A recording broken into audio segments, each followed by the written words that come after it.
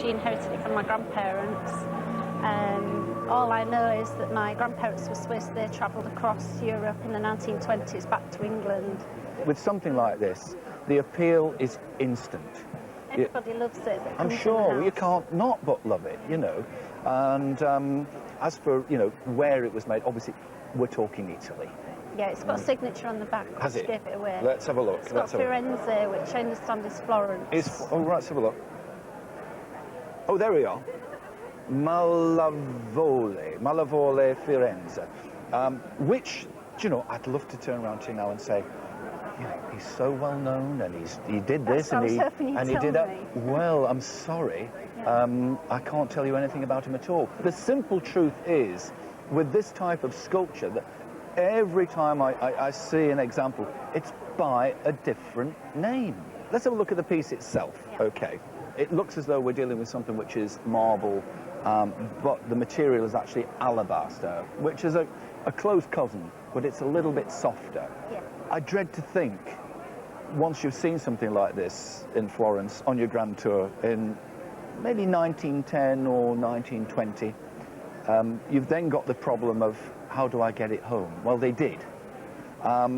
If I was to try and find something of this nature to put in my own home, I would have to go into, you know, certain galleries in London, where I would have to write out a cheque for an amount of around about £4,000 to £5,000. This is one of the most romanticised moments in British military history, the charge of the Light Brigade.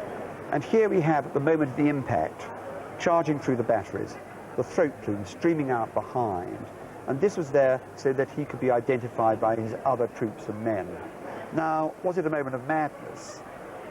It seemed to be one of those extraordinary moments in British history which we excel, because it gained so little, but of course it was one of the most famous moments ever. Tell me, what is your interest in the picture? I like great military pieces, just, you know, the thought of the battle, really. Romance. And have you known it for a long time? I've known it for about 45 years. Yes. I was lucky my parents bought it and have since handed it to me. Yes. Well, it's interesting because the painting is by not a particularly well-known artist called Christopher Clark. The date is 1908. And what I particularly like, the way that the horses are around, the fighting going on, the various movements, but then in the background, this veil of body colour obscuring what's happening behind, and I think this ghostly horse being thrown up in a moment of impact there is beautifully represented. So in all, I think it's a masterpiece by somebody not particularly well known. And we come now to value. So I think this is probably somewhere in the range of £2,000 to £3,000. That's fine, because I enjoy the painting. Good. Well, thank you very much indeed. Thank you. Now, what's special about this? Well, the history to it. And tell me what the history is. Well, it's supposed to have belonged to Lady Jane Grey. Mm-hmm. Well, I think what's fascinating about this piece of jewellery is that it's mounted in silver in a most particular way. In the 17th century, and in the 16th century too, they'd find these little pieces of natural history, shells and horns and hooves of antelopes and beetles and this sort of thing, and mount them up and turn them into what are called magical jewels. These are talismanic jewels, and they're worn to ward off the evil eye.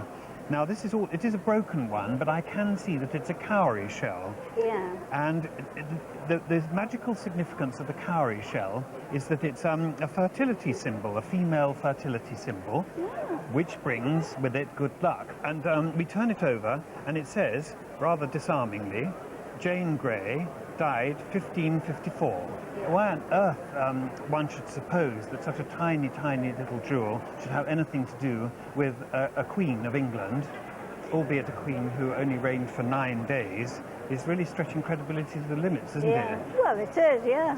So I think what we can be faced with here is that we've got a late 16th, early 17th century magical jewel mounted in silver with an added punch, referring to a queen who died after reigning only 9 days. Yeah. She died a violent death in the Tower of London with the axe.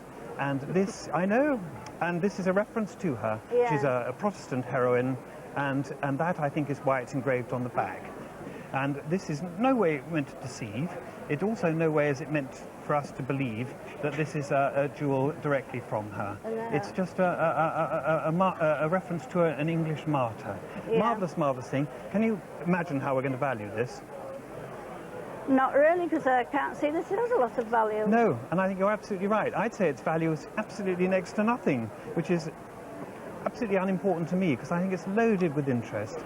And let's hope it brings some good luck to both of us. That'd be nice, wouldn't it? Well, it would.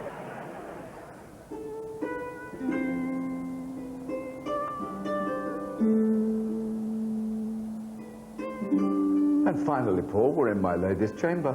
Yes, and I think this is a wonderful, romantic and sexy room. Here we are right up in the top of the tower. Think of all those princesses in towers letting their hair down. Think of Queen Guinevere waiting for Arthur, or perhaps Lancelot, to come creeping up the stairs. It's a wonderful setting for Lady Bute.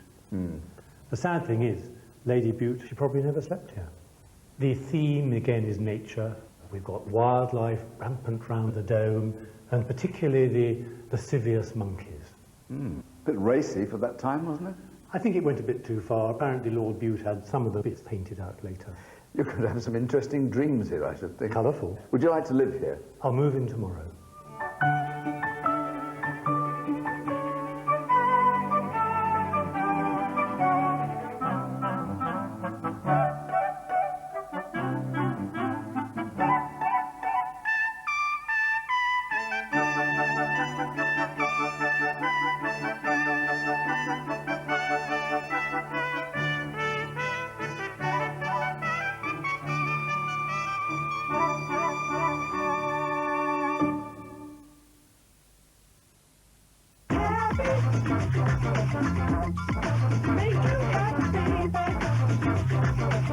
New Ambrosia, feel-good puds. This week, Alicia Dixon talks exclusively to Heat. Plus, get closer and save £1. Oh!